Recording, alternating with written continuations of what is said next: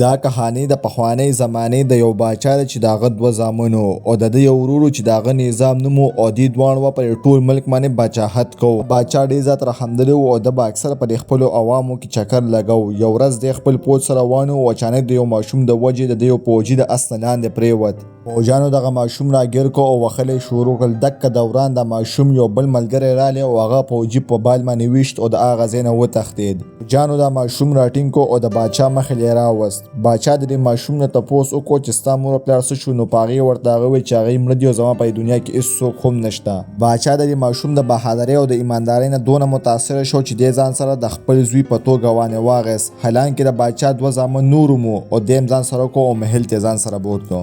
بیا ډېر وخت تیر شي او موږ ته 15 سال بعد زمانه هوتلی شي چې دا الکان اوس غټ شوي وو او دوی له باچا یو پوج ورکړی و او دوی په یو پاک او مقدس ملک باندې حمله کولو واده و چې د هغې نوم و المت او دوی سره خپل ترخ هم و. دوی ته خبر میلاو شوی چې په المت ښار کې اسلحه جوړیږي او هغه دوی دښمنانو ته میلاویږي چې د هغې د وجې دوی دښمنان نور مضبوطیږي او په دې باندې حمله کول غواړي. شپې دوی ټول لګیا وي او د حملې کولو لپاره پلین کوي. نو په دې کې یو لیک وي چې د هغه داستان نوم وي او دا هغه لیک و چې کوم باچا ځان سره اغوستی او دی غواړي چې په دې المت باندې به لومبۍ حمله زه کوم. ته خپل کشر ورور وویشتله وړوکی او د حملې کولو قابل نه یې. مګر داستان شپې د شپې خپل ملګري ځان سره یې کړل او په المت باندې پټ په پټه باندې حمله وکړله او د المت ښار چې کومې خفیه دروازې وې نو هغې پټ په پټه باندې کولاو کړې او د هغه ځای نه ټول پوج ته یو میسج ورکړو. کله د هغې پوج ته پته ولګېده چې هغه سیټه دروازې کولاوې شوې نو هغې په تیزۍ سره په هغه طرف باندې حمله وکړله. د دې حملې چې کله ملکې ته پته ولګېده چې په موږ باندې یو غټ پوج حمله کړې ده او زموږ د تېښتې لاره اوس نشته دی نو هغې یو خپل یو پوجي راوغوښتو او هغې له یو خفیه چاړه ورکړله او ورته ویې ویل چې دا ډېره باحفاظت خپل ځای ته ورسوه. مګر چې دا پوجي کله دغه ځای نه ووتو نو دغه دوران داستان په هغه باندې حمله وکړله او د هغه نه یې هغه چاړه واخیسته. د جنګ ګټلو نه بعد د باچا مشر زوی چې کله د ملکې مخې ته رالی نو هغې ته یې وویل چې موږ ته خبر میلاو شوی چې په دې ښار کې زموږ خلاف اسلحه تیاریږي او زموږ دشمنانو ته حواله کیږي. ملکې ورته وویل چې دا دروغ دی او زموږ په ملک کې داسې هېڅ څه نشته دی. باچا زوی ورته وویل چې تا سره اوس دوه چویس دی، یا خو ما سره واده وکړه او یا خپل سر کټ کولو لپاره ما ته مخامخ کا. نو ملکه ورته وویل چې تا سره واده نه پځې زه به خپل مرګ خوښ کم خو تا سره به واده ونه کم. او دغه دوران دا ویني چې داستان سره په بډه باندې هغه چاړه ده.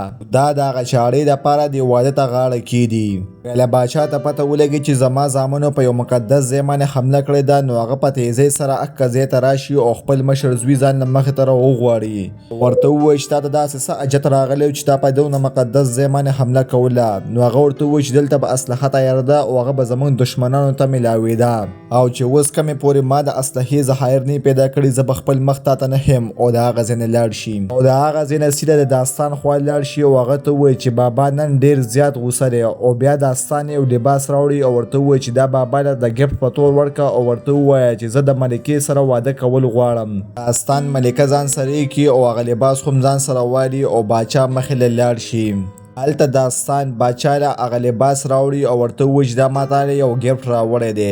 باچا هغه لباس په لیدو سره ډېر زیات خوشحاله شي او هغه لباس واچوي او بیا هغه ملکه د باچا مخې له راولي او بیا داستان باچا ته ووایي چې دې ملکې سره ستا مشر زوی واده کول غواړي. نو باچا ورته ووایي چې د هغه خو الرډي بلا ښځې دي او اعلان وکړي چې دې ملکې واده به داستان سره وي. مګر دغه دوران په باچا باندې څه چل وشي او د هغه ټول جسم سوځېدل شروع شي.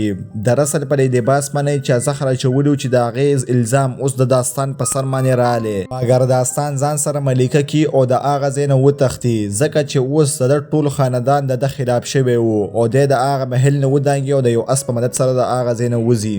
د باچا مرګ د داستان د لباس د وجې وشو چې د هغې د وجې اوس د مشر ورور د داستان خلاف یو خبر جاری کو که چېرې دی چا ونیو نو هغه له بلا انعام موږ ورکوو. داستان اوس د محل نه بهر راغلی او هغه سره هغه ملکه هم وه چې صرف د چاقو دپاره داستان سره یې راغلی وه او هغه د هغه چاقو دپاره په داستان باندې حمله کول شروع کړي چې داستان ډېر زیات زخمي کړي. نو داستان هغه چاقو راوالي او د هغې په سر باندې زور وکړي چې د هغې د وجې دا وخت واپس په شا لاړ شي او هغه ځای ته لاړ شي چې کوم وخت کې د ملکې دغه توره راغستله. داستان ورته وایي چې توره مه راخله ما ته د هر څه پته لګېدلې ده. نو هغه ورته وایي چې تا د چاړې ټوله خاوره ختمه کړه.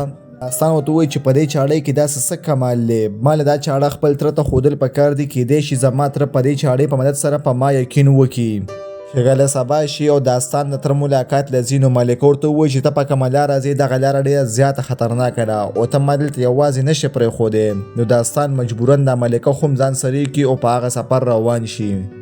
مګر په لاره کې ملکه ډېر زیات تږې شوې وي او هغه د بېهوشۍ اکټینګ شروع کړي چې کله داستان د هغې خوا لاړ شي نو هغه یو وړوکی راوالي او د داستان سر پرې ووهي او بېهوشه کړي او هغه چاړه ترې واخلي. داستان چې کله خوش کې راشي نو ملکه تښتېدلي او د نه ګیا چاپېره نورې قبیلې والا کسان ولاړې چې د هغې مشر یو شیخ و. شیخ داستان ته ووایي چې موږ په یو شرط باندې کس پیدا چې هغه موږ له څه قیمت راکړي. نو داستان ورته ووایي چې مخکې ملکه روانه ده او هغې سره ډېر سره دي. نو د شیخ کسان ملکې پسې ورپسې شي او ملکه راټینګه کړي او داستان راشي او د ملکې نه هغه چاړه واخلي او بیا ملکه شیخ له ورکړي. نو شیخ ملکه او داستان دواړه ځان سره خپلې قبیلې ته بوځي. خپلې قبیله کې شیخ ته پته ولګي چې داستان خو هغه کس دی چې د خپل پلار وجلی دی او د په سر باندې خو باچا ډېر غټ انعام ایښی دی. بیا موږ ته ملکه وښودلی شي چې دا اوس د شیخ د شترمرغو خدمت کوي. مګر چې کله هغې ته پته ولګي چې دغلته حالات خراب شو نو هغه د شترمرغو دروازه کولاو کړي چې د هغې د وجې دغلته افراتفري شروع شي او دوی په دغه افراتفرۍ کې دغه ځای نه وتښتي. د دغه ځای له تښتېدو نه بعد داستان ویني چې مخامخ یو غټه قافله روان ده. نو دوی دواړه خپل شکل بدل کړي او دغه قافلې کې ورننوځي او دغه قافلې په مدد سره هغه ځای ته ځان ورسوي چې کوم ځای کې به داستان چاچا اوسېدو او داستان د هغه ځای نه پټ په پټه د چاچا خوا لاړ شي او ورته ووایي چې ما خپل پلار نه دی وجلی او تا د ښه پته دی زه پلار سره څونه مینه کوم نو زه به خپل پلار څنګه وجم او بیا خپل چاچا ته هغه چاکو وښیي.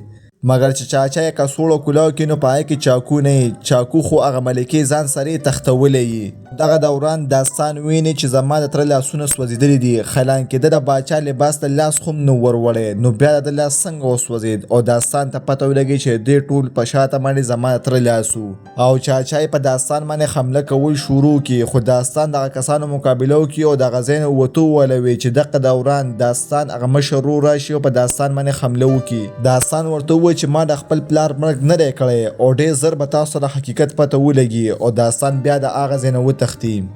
داستان د چاچا د باچا د مشر زوی خوا راشي چې اوس هغه باچا شوی او ورته ووایي چې داستان په موږ باندې حمله کړې وه. نو هغه ورته ووایي چې داستان له څه غم اوس ته وکړه. نو نظام د داستان د ذمواري غټو ګونډګانو له ورکړي او ورته ووایي چې داستان په هر حال باندې مړ کړي چې دی واپس محل ته د رور خوا را نشي. داستان پس طریقې سره ملکې د ځان راورسوي او هغه راټینګه کړي او د هغې نه هغه چاکو والي او بیا ترې تپوس وکړي چې په دې چاکو کې داسې څه خاصیت دی چې دا ته پټول غواړې. نو ملکه ورته ووایي چې په دې چاکو کې یو داسې نظام دی چې په هغې کې وخت واپس وروسته تللی شي او موږ واپس زړې زمانې ته تللی شو. نو داستان ته پته ولګي چې دا ټول مرګونه چې زما دا تره کوي دا صرف د دې چاکو دپاره کوي چې چاکو حاصل کړي او واپس زړې زمانې ته لاړ شي او په خپله سلطان شي. او اوس دوی دواړه دا فیصله وکړي چې دا چاکو به اوس هغه ځای ته رسو چې کوم ځای کې دا چاکو محفوظ وي. خو چې په لاره کې کله دی لګیا وي او اوس کې دغه دوران هغه شیخ کسان په دوباره باندې په دې بیا راشي او حمله پرې وکړي او ګیرې کړي او ورته ووایي چې ستا د وجې زما ټول شترمرغ مړه شو اوس به ما د هغې قیمت څوک راکوي. دې نظام او ملکه ځان سره ګرفتار کړي او بوځي. خو چې کله د شپې دوی اوده وي دغه دوران یو خطرناک مار راشي او هغه د شیخ هغه اصل سړي ته مخامخ وي. خو چې څنګه په هغه حمله کوي دغه دوران نظام راپاڅېږي او هغه مار په اور باندې وروغورځوي. وینه د شیخ اکا زونه متاثره شي چې داستان لاس کولاو کی او داستان په نمبر ټول ماران راګیر کی او هغه ووجي او دغه ځای چې کله دیت لو ولوي دغه دوران داستان ویني چې موږ پسې شاته څوک را روان دي. شیخ د داستان د مدد کول نه ډېر زیات خوشحاله شي او هغه داستان ته ووایي چې زه زما طرفه ته ازاد یې. خو ملکه هغه پسې راشي او ورته ووایي چې موږ ته د ستاسو د مدد ډېر سخت ضرورت دی. شیخ هم د ملکې مدد کول ته تیار شي او دوی بیا د هغه مدر سیټ ته روان شي چې کوم ځای کې دا چاړه کې غوستلو. دوی په لاره کې ویني چې موږ پسې کسان را روان دي او دغه دوران داستان رو راشي او هغه داستان ته ووایي چې تا باباجان نه کړی. خو داستان ته ووایي چې ما نه دي کړي داسې. داستان ملکې له چاړه ورکړي او ورته ووایي چې دا ته خپل ځای ته ورسوه زه در پس درځم. او بیا داستان خپل ورور ته ووایي چې ما خپل پلار نه دی وژلی دې پسې شاته ټول لاس زموږ د تره دی هغه اصل کې زما پلار وژلی او د هغې الزام یې زما په سر باندې لګولی دی. دغه دوران هغه ډاکوان هم راشي او هغه په دې داستان یې باندې حمله کول شروع کړي او ټول سپایان ولې دغلته ووژي. په دغه مقابله کې داستان ورور هم ډېر زیات زخمي شي. داستان په منډه د ملکې خوا له ځان ورسوي او ورته ووایي چې را چاکو اوس خپل ځای کې کېږده. خو چې دا څنګه را چاکو ږدي دغه دوران هغه ډاکو راشي او په ملکې باندې حمله وکړي او چاقو دې لرې وغورځئ او بیا داستان پس هم توره راوالي او په داستان حمله کوي شروع کړي. دلته ملکه بېهوشه شوي او د هغې نه هغه چاقو پرېوتې او دغه دوران د ډاکو هغه مار راشي او هغه چاقو تیر کړي او خپل ډاکو یعنې خپل مالک خواله یوسي. دا ډاکو چې کله داستان راوغورځوي او د پاسه پې حمله کوي دغه دوران داستان ورو راپاڅېږي او هغه په ډاکو کې نیزه ومنډي او مړ یې کړي او بیا داستان ته ووایي چې زموږ سلطنت بچ کړه. دا سلطنت بچ کول صرف د ستا په لاس کې دي.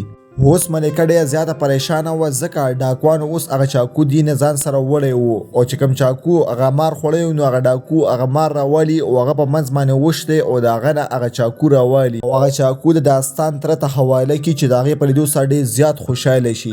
دلته اوس داستان د شیخ خواله راشي او ورته ووایي چې تا له یو پیره بیا پکار چې زموږ هیلپ وکړي. نو هغه ورته په هغې انکار وکړي خو د شیخ عملګری راشي او شیخ ته ووایي چې موږ له پکار دی چې موږ د داستان مدد وکړو او هغه ته هغه چاقو واپس میلاو کړو. دلته داستان تر اوسه لګیا وي او د خاورې پیدا کولو کوشش کوي چې کومې خاورې په ذریعه باندې دا وخت په شاته باندې تلی شي. ملکه داستان ته ووایي چې چاقو بره په یو بندر کې پروت دی چې د هغې حفاظت یو ډاکو کوي. نو په هغې ورته شیخ هغه ملګری ووایي چې زه به ځم او دا چاقو به تاسو له راوړم او دوی بیا لاړ شي او ټول خلک بېهوشه کوي او یو خفیه دروازه کولاو کړي چې په هغې باندې هغه کس ورننوځي او مندر ته لاړ شي.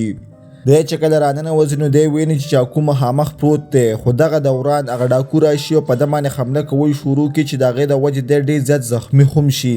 خو دی بیا خو یو ګزار په هغه ډاکو باندې وکړي چې په هغه ځای کې ووجي خو دی کې اوس هم بلا غشي له ننوتي او دی بېهوشه کېدو واله نو دی لاړ شي او هغه چاقو راوالي او په دغه بېهوشۍ په حالات کې هم دی هغه چاقو د بره د مندر نه لاندې راولي او هغه چاقو رسا د داستان دې خواته راپرېوځي. د دې چې کله د داستان دې تره ته پته ولګي نو هغه ډېر زیات غوسه شي او ټولو خلکو ته دا اډر ورکړي چې داستان ماله په هر حال باندې راولئ. دلته داستان د خپل مشر ورور خواله راشي او هغه ته په مرۍ باندې چاړه کېږدي او ورته ووایي چې زما خبره یو 15 منټو له واوره. ورته ووایي چې ما د خپل پلار مرګ نه دی کړی او دې پسې شاته لا زموږ تره دی او هغه غواړي چې په سلطنت باندې قبضه وکړي. د ده ورور په ده باندې بالکل یقین نه راځي او هغه ورته وایي چې اوس ته ما مړ کول غواړې. هغه داستان هغه چاقو د هغه مخامخ کړي او ورته ووایي چې زما د مرګ نه بعد د چاقو دا بټن وموته ته د اصلیت ټوله پته ولګي او هغه په ځان کې هغه چاقو ومنډي چې د هغې د وجې هغه راپرېوځي. دغه دوران دی هغه تر هم راشي خو داستان ورو هغه اډر وایي چې دغه ځای کې ودرېږه او بیا هغه چاقو راواخلي او چاقو هغه بټن څنګه چې ووخي دی دغه دوران د هر څه واپس په وروسته باندې روان شي او واپس دی هغه ځای ته ورسي چې کوم وخت کې داستان په ځان کې دا چاړه منډله. نو هغه داستان د لاس ونیوي او ورته ووایي چې ما ته اوس د هر څه پته ولګېده ما ته دا پته ولګی چې دې هر څه خلاف زما تره دی خو دغه دوران ترې راننوځي او هغه دا ټولې خبرې واوري. هغه رسا داستان د ورور په مرۍ چاره راښکي او په دغه ځای کې مړ کړي او بیا داستان نه هغه چاقو واپس واخلي او بیا اډر ورکړي چې داستان ووجه. خو چې څنګه داستان ملکې دغه دوران ملکه دغلته راشي او داستان توره راوالي او په هغه ډاکو کې ومنډي او په دغه ځای کې ووجي. اوس داستان دې تره ته خاوره میلاو شوې وه چې کومې باندې دا وخت وروسته تلی شو نو داستان هم پټ په پټه یو خفیه لارې باندې هغه ځای ته راتلو کوشش شروع کړي خو دی یو غلط قدم کېږدي چې د هغې د وجې دا ټول ځای په ښکته باندې روان شي او د ځمکه ماتېدل شروع شي. خو داستان بیا هم د هغه ځای نه ځان بچ کړي او دی هغه ځای ته ورورسېږي خو دغه دوران هغه ډاکو راشي او په داستان باندې حمله کول شروع کړي او داستان راوغورځي او د پاسه پې چاړه کېږدي خو دغه دوران ملکه راشي او د ډاکو نه خپل مار راوالي او ډاکو پې وچیچي چې هغې د وجې ډاکو مړ شي او لاندې پرېوځي. او اوس دی د هغه خاورې مخامخ و چې کومې خاورې په ذریعه به دا وخت شاته تلو خو دغه دوران د داستان تره راشي او هغه په داستان باندې حمله کول شروع کړي او د بره نه داستان لاندې وغورځي او ورپسې هغه ملکه هم د بره نه راوغورځي. داستان د هغه ملکې لاس ونیوي خو ملکه ورته ووایي چې دا اوس زما د بچ کولو وخت نه دی بلکې دنیا د بچ کولو وخت دی او لاړ شه او خپل تره رامنې که. داستان هغه خپل لاس جدا کړي او هغه د بره نه پرېوځي. داستان د بره نه چې کله راوخېږي نو دی ویني چې زما تره لګیا دی او په هغه خاوره کې اوس چاړه ومنډله چې د هغې د وجې اوس وخت په شا باندې ورو ورو روان شو. داستان د هغه ځای نه خو دا چاړه اوس په دوباره واپس روباسي خو اوس وخت دونه واپس شاته تللی و چې کوم وخت کې دی په دې محل باندې حمله وکړه او دا ځای قبضه کړو. نو داستان ویني چې زما ټول ملګري لا ژوندي دي او په دې محل کې لا سګړ بړ نه دی شوی. نو داستان د هغه ځای نه فوراً د خپل ورور خواله لاړ شي او هغه ته ووایي چې زه تاته یو راز بیانوم. ورته ووایي چې دلته هېڅ څه هتیار نه جوړېږي زموږ تره صرف غواړي چې په دې ځای باندې قبضه وکړي. چې کله تره ته پته ولګي چې زما ټول اصلیت اوس ښکاره شو نو هغه په داستان باندې حمله کول شروع کړي خو اچانک د داستان ورور د شاته نه راشي او په دې تر کې تور ومنډي او په دغه ځای کې ووجي او بیا د ملکې مخې ته لاړ شي او ورته ووایي چې موږ خپلې غلطۍ معافي غواړو چې موږ په دونه مقدس ځای باندې باندې حمله کړې ده، خو موږ د خپله غلطي اوس په رشتهدارۍ کې بدلو او زه غواړم چې ستا واده زما ورور داستان سره وشي. داستان سره ملکې له د ګفټ په تور باندې ورکولو هېڅ څه نه وي، نو هغه چاقو راولي چې کوي باندې وخت به وروسته تلو، هغه ملکې له ورکړي چې په هغې باندې ملکه راضي شي د واده دپاره، او آخر کار د دې دواړو واده وشي او دوی هغه چاقو خپل ځای ته واپس ورسوي او محفوظ یې کېږدي او دا مو په دې ختمه شي.